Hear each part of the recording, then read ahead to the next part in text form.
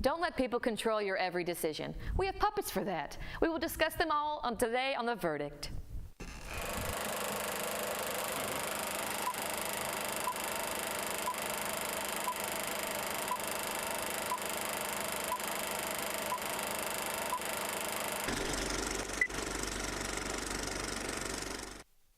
Welcome to The Verdict. I'm Elizabeth Pegram. I'm Taylor Moore. And I'm T.R. Sartor. Based on the Country Bear Jamboree at Disney World, The Country Bears was released in 2002, starring the amazing Christopher Walken, Haley Joel Osment, and Queen Latifah, with a cameo from Sir Elton John himself. This movie has some of the best puppetry in any movie ever made, no matter how subpar the film is itself. Other than the artistry, the music is also nothing to knock. I just wish there was an available soundtrack for digital purpose. Check out the trailer for The Country Bears.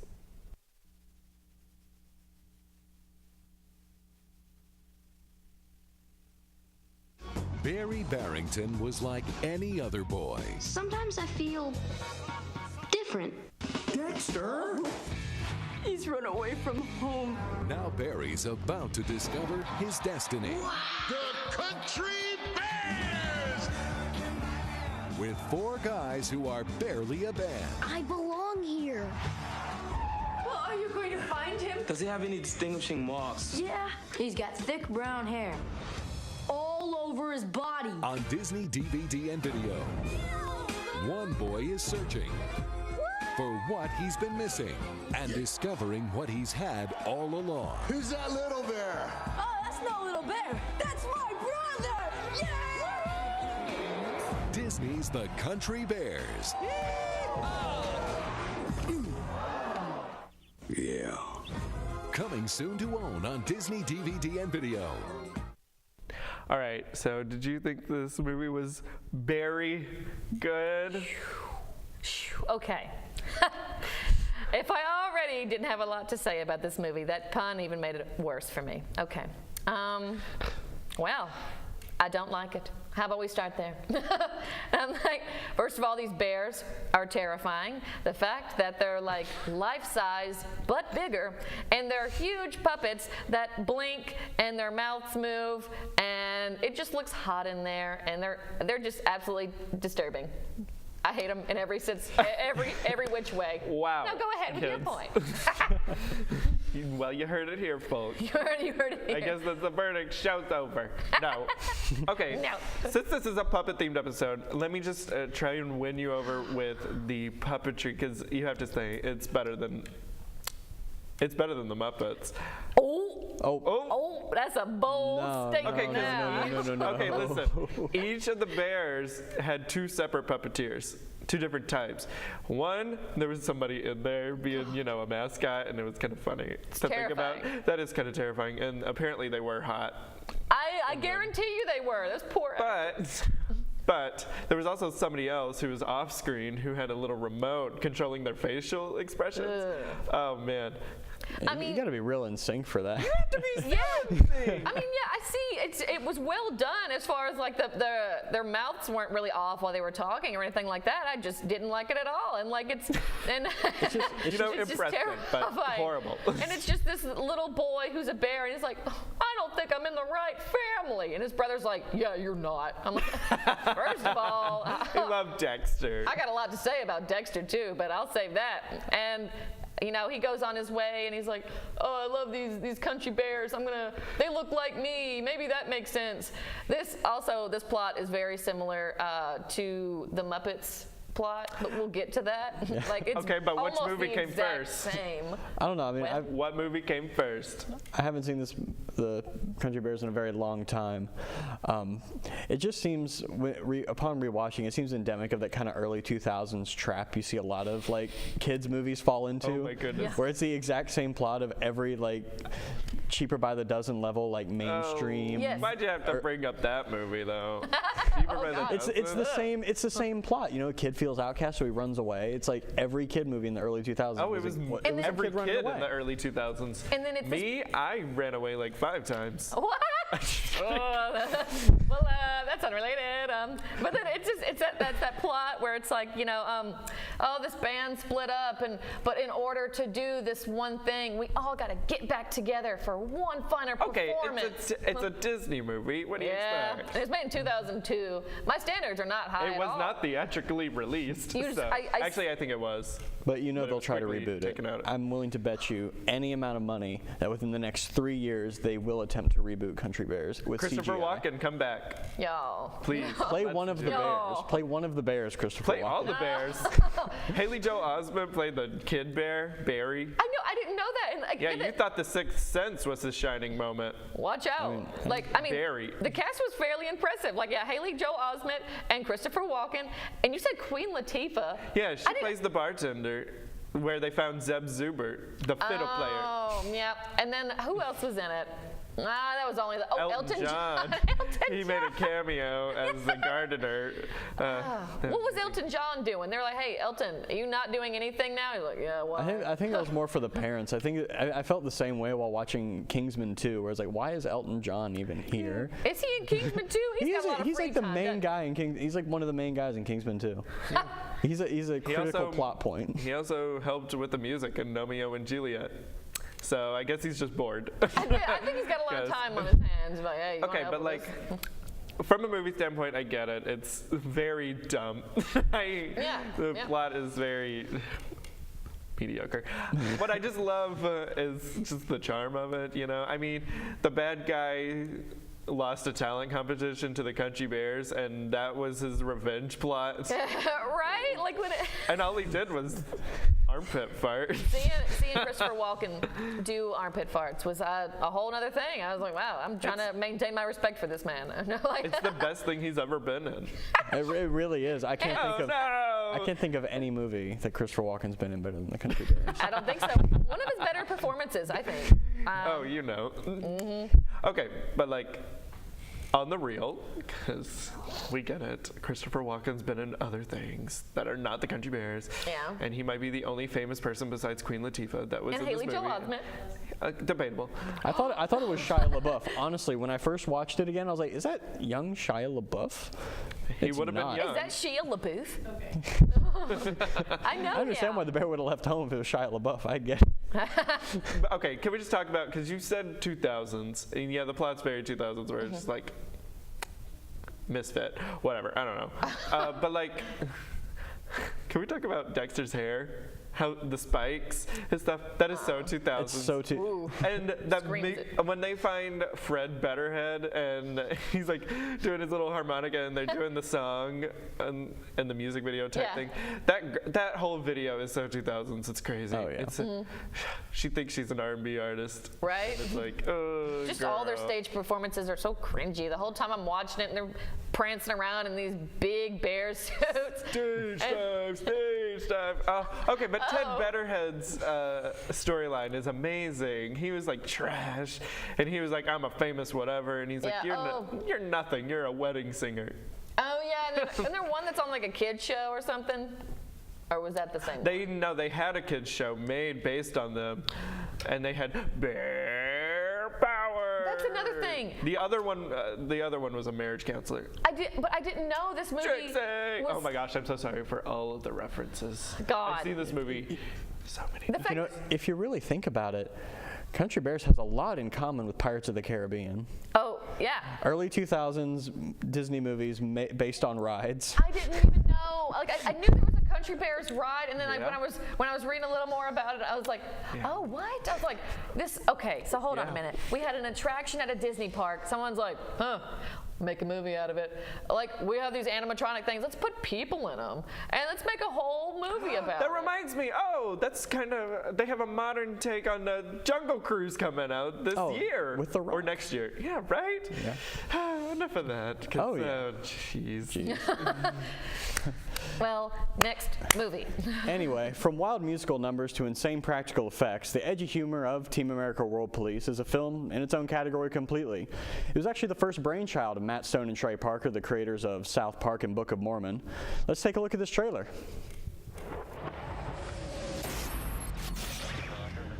Gary, I hate to break it to you, but the world is on the brink of disaster.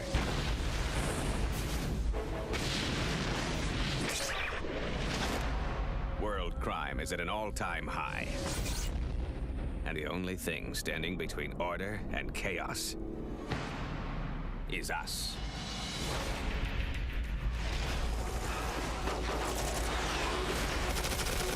Hey, terrorists! Terrorize this. And just what does this have to do with me? Last week in Paris, we caught 4 terrorists with a weapon of mass destruction. We have to find out who sold it to them. Our only hope is to have somebody act like a terrorist. We need an actor. And they say you're the best. I've got 5 terrorists going southeast on Bakalakadaka Street. Soon every country will be in complete chaos. To save the world from falling apart. And so you see, the new world is inevitable. It's what? Inevitable. One more time? Inevitable! Things are inevitably going to change. One team must pull together. All right, let's move! It's too soon to be having feelings for you. Maybe. Feelings are feelings because we can't control them. And turn the Earth's darkest moment. 3 more cities have fallen. I can't keep it together! I'm not gonna let it end like this. Into mankind's finest hour. There's too many of them! This isn't about sex, Gary. It's about trust.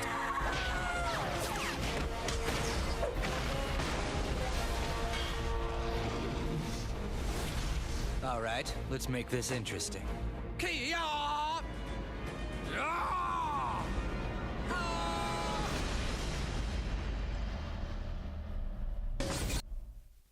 So, are you guys Team Marionette? Oh. I am, actually. I am. They're not the traditional puppet, you know? Yeah, because my first impression of this movie was, oh, that's terrifying. After I see all these puppets, and I'm not a big thing for puppets that are trying to look realistic because it is so terrifying. Again, with country bears, I just don't like it. And like, so I don't know if I'm gonna be able to watch all of this. I'm probably gonna get freaked out. I mean, I can watch blood, gore, scum all day long, and then I see this, and I'm like, ah! And then, and then I was like, I'll give it a chance. And like, it was hilarious. I love this movie. I didn't know that the people from South Park had made it. But then I started hearing the voices of the characters, no doubt in my mind. I was like, so the guy who plays Cartman. Yeah, I was like, did South Park have something to do with this? Because they voice every one of these characters, and I can easily tell. I mean, but it was hilarious because they play off the fact that, I mean, they're not trying to hide the fact that they are puppets in a lot of scenes. Like when they have them like running, or like when they're fighting, they're just. What's really funny about that is like so many people in so many interviews have like asked like Matt Stone and Trey Parker, like, are you guys going to make a Team America 2? Like, when's Team America 2 coming out? They're like, never again. They like get like viscerally angry in interviews, like, we will never make another one of those again. It was such a pain. So much. I mean, it looked so difficult. I know. There was like, there was tiny everything. Okay, now their brand is like just be very stupid, but in a very smart way. Oh yeah, well, stupid humor, but just very intelligent about it. And that's what I really like about Team America's humor. And I think it's a larger statement on humor right now as a whole. Is it's one of the last things that was kind of a pre-Twitter era movie. And you know, if you watch this movie, you know that it could never be made today because of I can't even quote like half the stuff. It reminds me of a puppet version of The Interview. Yeah, but even then, The Interview doesn't even go as like edgy. And I love that edgy humor because it's like I really like, as bad as a lot of early 2000s movies were, Country Bears. The humor, like the adult humor of the early 2000s, I think was at its golden age because it was in an era where nothing was off limits. Just before Twitter. Once Twitter was invented, it started to go downhill because people started getting enraged and upset over everything. But Team America is a great example of something that could not exist today because of the Twitter era. And it's a beautiful, funny film that takes amazing. I think one of my favorite scenes, just because this is one that stuck in my mind, when he's riding his motorcycle, I died. That was one of the funniest. I don't know, I like tiny things, and then seeing that That's a weird thing to like, but okay. I liked it, and he's on that tiny motorcycle, and just the montage is like, gonna need a montage. montage. And then they told him, if you don't want this offer, there's the door. He goes, Okay. That's okay. That adds to the comedy too. Like, okay, so we have the edgy humor, but then you also have stuff that's not so edgy. Like, the joke in itself is that they're puppets. Like, they're walking around and it looks stupid the whole time, and it's like that's a joke in itself. It really is. And it's so funny, but at the same time, the way they do it is so amazing. Like, the puppetry is still like really good for that reason. Yeah, it's everything was intentional in it, and it's so funny. Also, I am all about edgy humor because messed up, man. Oh yeah, well, twisted. And that's the thing is, I think edgy humor can be the best humor sometimes because it like all the time. Nobody nothing's off limits. You know, it's like everyone gets treated the same because everybody gets made fun of. Everything gets made fun of, and I think we've lost that a lot today in modern humor. If you look at it, you know, there's so many rules. It's like this weird, like almost code of what you can and can't make fun of. But I think everything was most harmonious when you could really make fun of everything. I mean, I'm sure nobody walked out of seeing Team America in theaters and went, "Wow, that was really problematic." That was ouchy, you know. We need an apology from Trey Marker and Matt Stone. Like, nobody said that. Right. I agree with that. Which is weird, though, because they also created the best musical of all time, Book of Mormon. Of course. And that is also a very irreverent and offensive musical. And then I guess it's the audience that's different, because if that was a movie, I do feel like it would also have the same backlash that Team America would have if it was released today. Yeah. And it's a weird thing that since it's a musical, it didn't really get that. Like when he In fact, it won many awards. When they tried to make him look like a terrorist, and they like, we need a terrorist. They said, you're the best actor. The resemblance is uncanny. Like, it's all patchy. Yeah. You're the best actor we've got. I was like, oh God, is this black? Oh my, this would not fly today. Oh dear. Oh no, you say Book of Mormon is the best musical. I would argue that this is the best musical. Yeah. Okay. Montage. They also made another musical called Cannibal the Musical. Really? It's also really funny. I haven't It's not seen as that. good to me as Book of Mormon, but it's still amazing. Amazing work. And also South Park, the movie, the first South Park movie. It was like even every few episodes. Or uncut, I don't know. Untamed, uncut. It was a few things. Bigger, longer, uncut, something. Yeah, that's what it was. Even the Blame Canada, the song, was nominated for an Oscar for the best song of the year for an animated film. I don't remember what year it came out, but it was like nominated with like maybe a Lilo and Stitch song. I don't know when that movie came out. Even Lilo and Stitch couldn't touch it. No, they really couldn't. Oh my goodness. And that song is stupid. Blame Canada. I'm going to get copywritten for that one. Well, that's all right. We'll just blame Canada. I mean, that's true. I am Team America. And that's also another thing. Like when I was like, America. And you can't even finish it. I really wanted to quote this movie. I really wanted to spend most of this review quoting this movie. Not a lot. But I can't. Quote. I cannot quote most of this movie. No, it's bad. No, that's what I was watching. I'm like, so is the trailer okay to show? Yeah, you should have been there finding a trailer. It was a trip. It was hard. It was an attempt. But we found it, and it was. And that's not the point, actually. Who cares about the trailer? The movie itself is just amazing, and yes, it's very creepy. I have to say. But it's like I didn't even care at some point when I'm laughing at just the way like they act and how they fight or they run. I think literally could have made a movie with that and not put any humor in it, and I still would have found it so hilarious. I would have had a ball watching it. Okay. Yeah. It reminds me.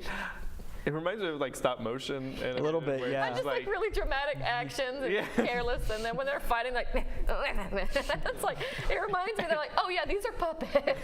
And you're like watching and you're like, wow, this is a good movie. Yeah. Wait, that's strings, I see. I would like to share one last piece of wisdom.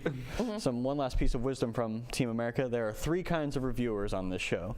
There are Noahs, there are Elizabeths, and there are Tristans. Yeah. I'm Taylor. Taylor's. I'm so sorry. My brain is fried. My brain is absolutely fried. Okay, well, on another subject, on the final movie. Now, I like my puppet movies like I like my relationships. no strings attached. Now, this is one of the few puppet movies that doesn't completely freak me out. In fact, my love for Muppets is indescribable. The Muppets was released in 2011, which was over a decade since their last big movie premiere, besides a few small specials. It was also the 7th theatrical film featuring the Muppets. In this movie, we follow a die-hard Muppets fan who also happens to be a puppet, and his name is Walter. Him and his brother Gary, played by Jason Segel, make it their mission to save the Muppet Studios from demolition. This film rekindled my love for the Muppets as each of them make their own special little appearance. Take a look at the trailer.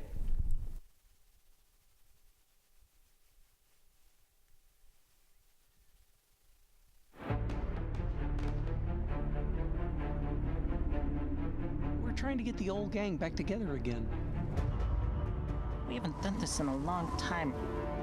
Your fans never left you. The world hasn't forgotten. Sure, it's impossible, but we've got to try. It's time to play the music. It's time to light the lights. It's time to meet the Muppets. Come on, guys, let's go!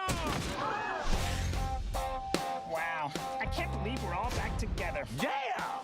Sorry, I was super excited. The Muppets have always been about artistic integrity, not cheap tricks. Check it out, fart shoes. This is going to be a really short movie. Oh, look, what's that over there? But what? Ow. Ow. Throw me over. I think that's an electric fence.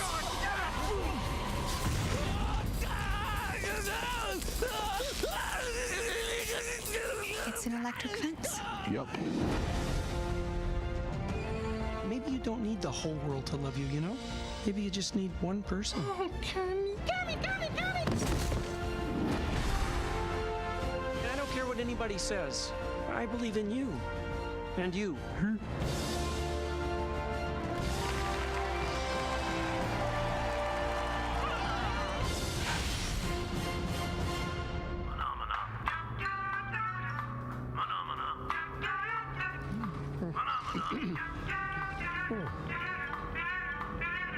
You think we should have rented a bigger car?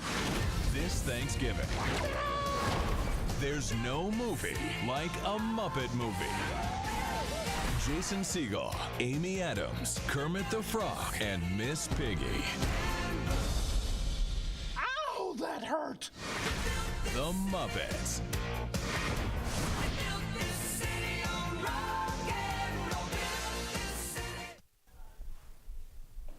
So, do you guys think they need plenty of helping hands to make this movie?